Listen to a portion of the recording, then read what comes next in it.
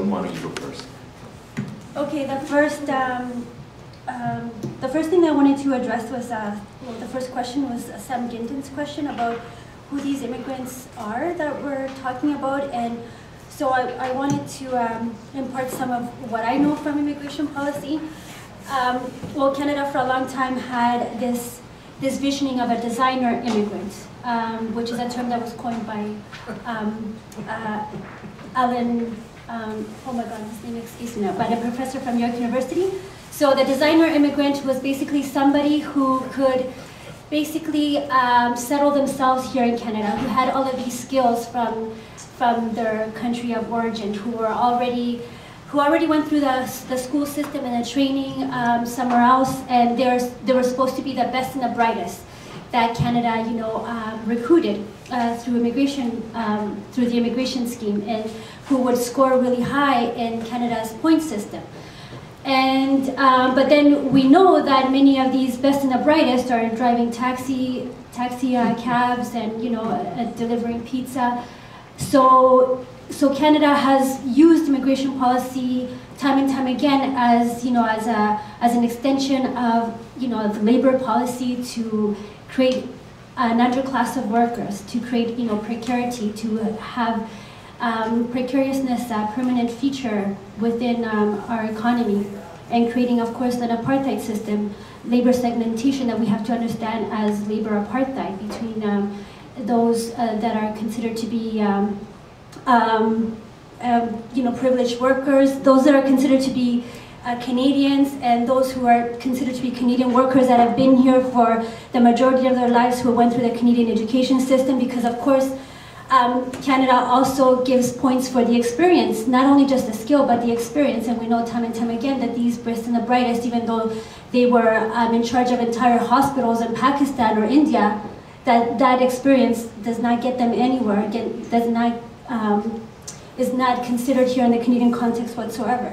So, and then when it comes to migrant workers, so here we have the situation of immigrants and migrants. So just the letter IM at the beginning, when you take those two letters out, those two universes create completely different situations, but they're basically variations of precarity at the same time. So some workers will be more precarious when you remove the IM, or when the IM is still there, depending on how, of course, they are embodied. And so with the migrant workers that we know that since 2008 have been coming here to Canada more so than immigrants in a permanent settlement stream, they are basically the neoliberal worker par excellence that can be disposed of at whim through the guise of legal means. There is no way that that basically employers will be contested by the Canadian system for getting rid of somebody like Winston, for instance, because he had an accident at work. So it's basically so we have to see that these workers are having these experiences because government policies allow these experiences to occur, because these migrant worker is a construction made by government. It's perpetuated by government. And the last thing I wanted to say, I know that I'm already over my time, is that all of us, we all need to be concerned about status.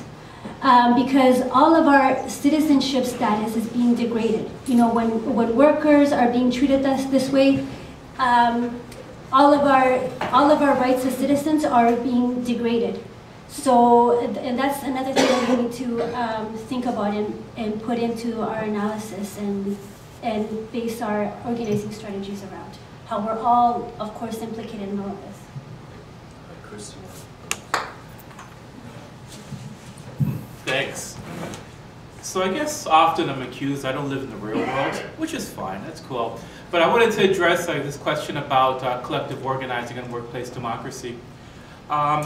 So I guess in my vision of workplace democracy, particularly for agriculture, I do agree that the current one farm, one bargaining unit system won't work. So I think it's to challenge ourselves to start thinking about what's a sectoral approach and a sectoral organizing strategy, or a sectoral collective agreement that covers regions, or actually something across a larger sphere, is the way that we have to start looking and trying to think about what the right to organize for agricultural workers would look like. So I think that's, I guess, where I would say how and what we should be looking at, right? So the current, I agree that if we had a current form of collective bargaining, it would not meet the needs of agricultural workers, right? We've got to think about something else. And in connection, when we start thinking about something else, right, how when we're developing this, we have the ability to do workplace organizing, workplace training, and to build the strength of workers to actually take over some facilities. Yeah, first Lorraine's question about what would it look like to, you know, on one hand fight outsourcing here and the others but support movements in other countries. The point is there have to be movements there, and you have to support them. Because when people talk about fighting outsourcing, sometimes you hear, this, you know, screw these other people, they're stealing our jobs. Other times, are more solidaristic. But it doesn't just exist here. I went to this conference in Japan in 2006, and the Japanese auto workers hardly around. No, it's called the International Monetary Metal Workers Fund, Japanese component. It was a very conservative group, and these folks were all these people who represented workers, and all these Japanese companies were arguing about what do they do around outsourcing from Japan. It's very interesting. But it's the same thing as. Do you have a solidaristic notion of we're both or all fighting the same you know, form of capitalism and capitalism itself in this era? And are we going to fight to change those rules? Number one, and then support people fighting in other countries. Remember, I did a course on Walmart. I had to write a course on Walmart. And this is sticking in my head for workers in the CAW.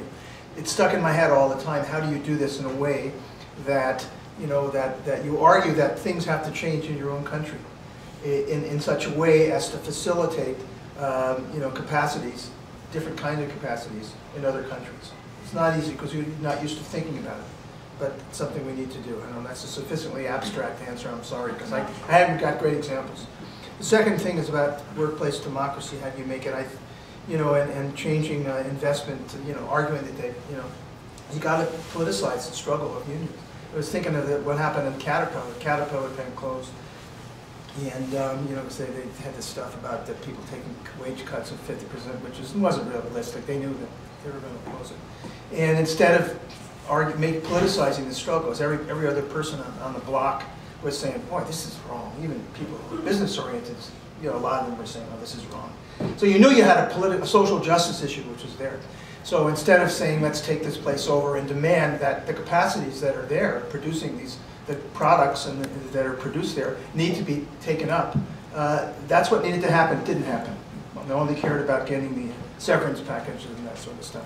So that kind of thing, I think, needs to happen. I guess the third piece is about more immigration helps, you know, more people working for the,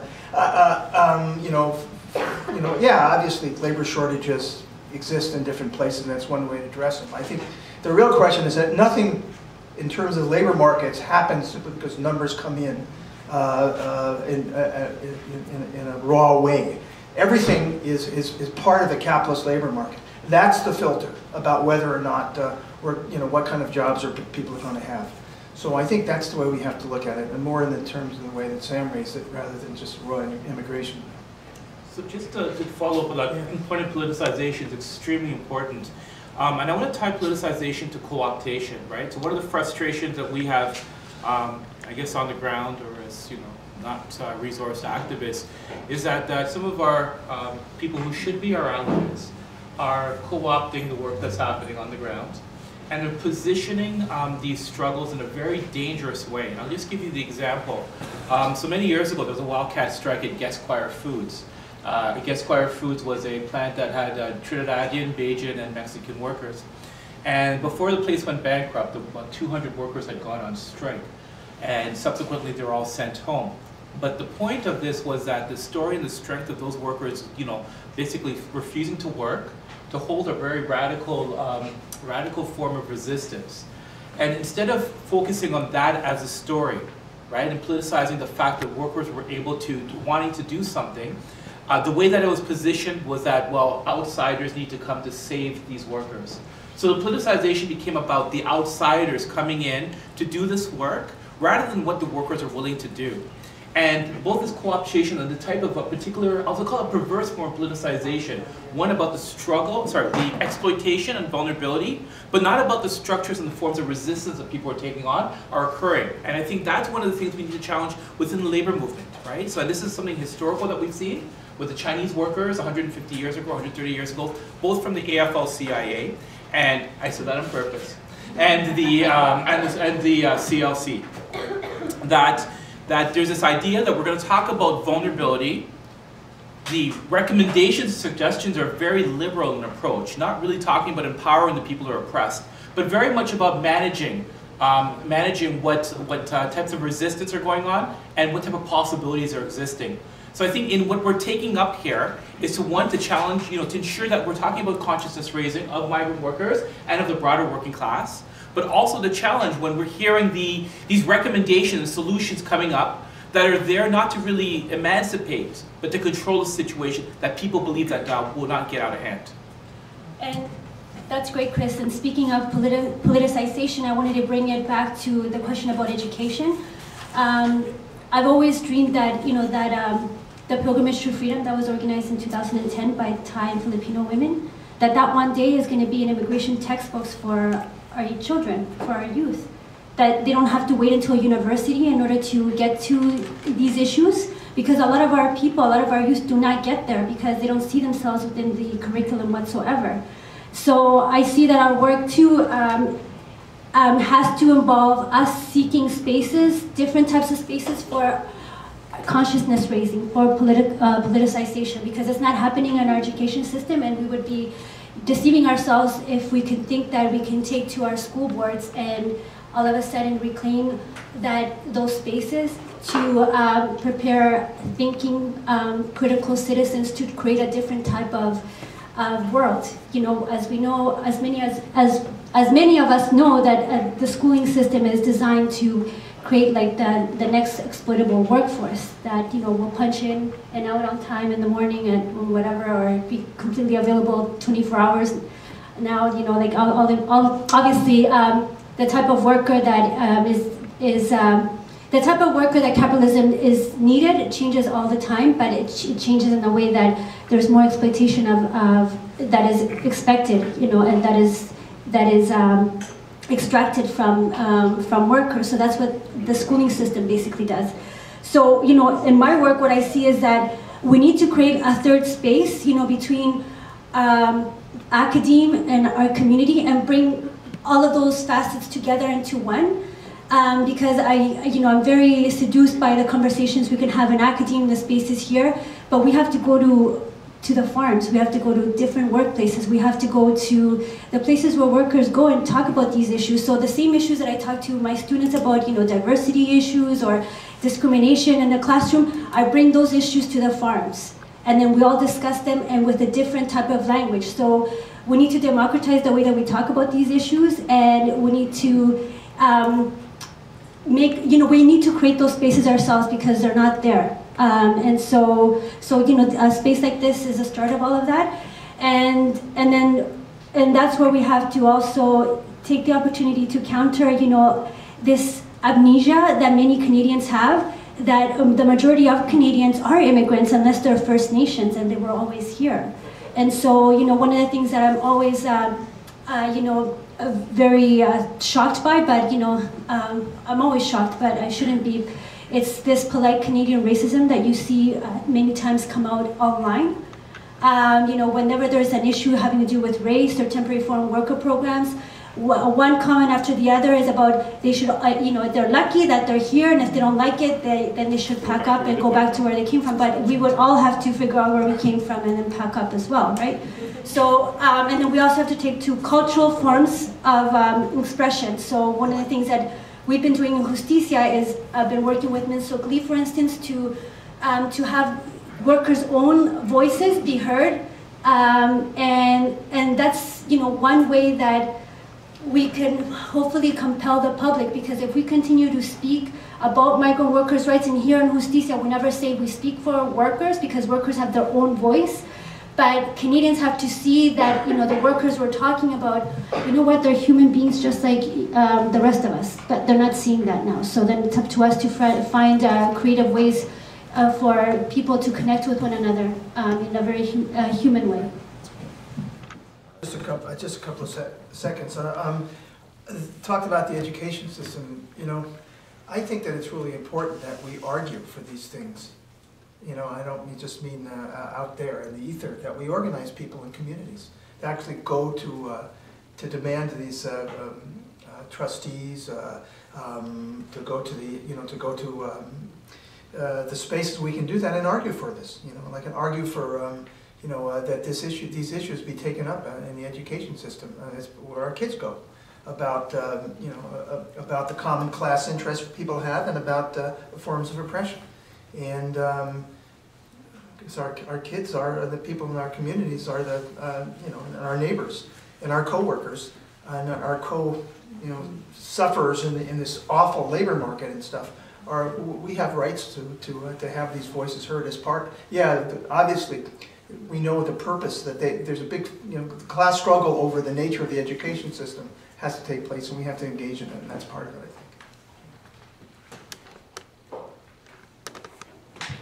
So, a few scattered points.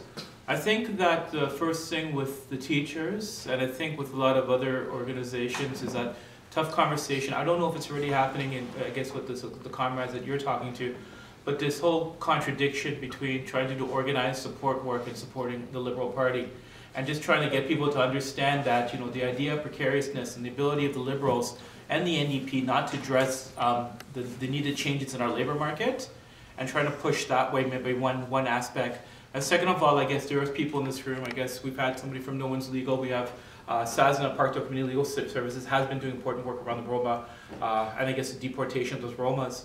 That's the second part. But going back to the first once again, is for us to have those tough conversations, and why are the Liberals and the NDPs not taking on these positions?